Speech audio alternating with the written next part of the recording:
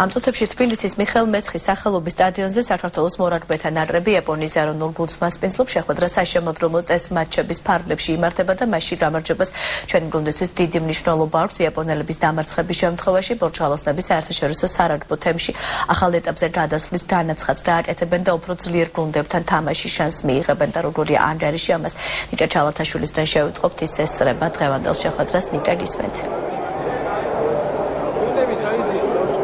მოგესალმებით, მოკლედ მოგიყვებით პირველი ტაიმის შინაარს, ახლა შესვენება ჩვენმა ნაკრებმა დაიწყო შეტევებით, აშკარა უპირატესობას ფლობდა და პირველ 20 წუთში ვიტო კოლელიშვილმა თითქმის დადებული ლელო გააცუდა, როდესაც ბურთი უმისამართოდ მოისროლა და ძალიან კარგი შესაძლებლობა დაიკარგა პირველივე წუთებზე. ამის შემდეგ ჩვენი ნაკრები გადავიდა უფრო ტაქტიკურ თამაშზე.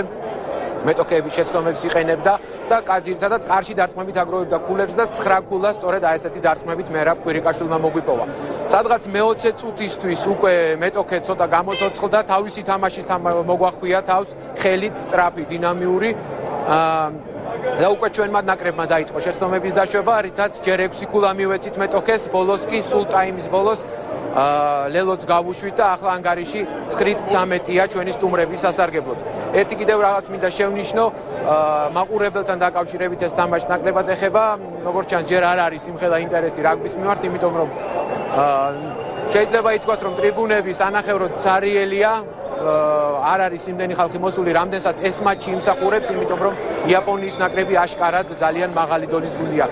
იმედი ვიქონიოთ, რომ მეორე ტაიმში ჩვენი ნაკრები თამაშს გამოასწორებს, უფრო ინიციატივით და უფრო აგრესიული ითამაშებს და ამ თამაშს მოვიდებთ. დიდი მადლობა, ჩვენ წარმატებებს უსურვებთ ქართველ მორაგბეებს. ნიკა ჩალათაშვილი საუბრობდა პირდაპირ ეთერში.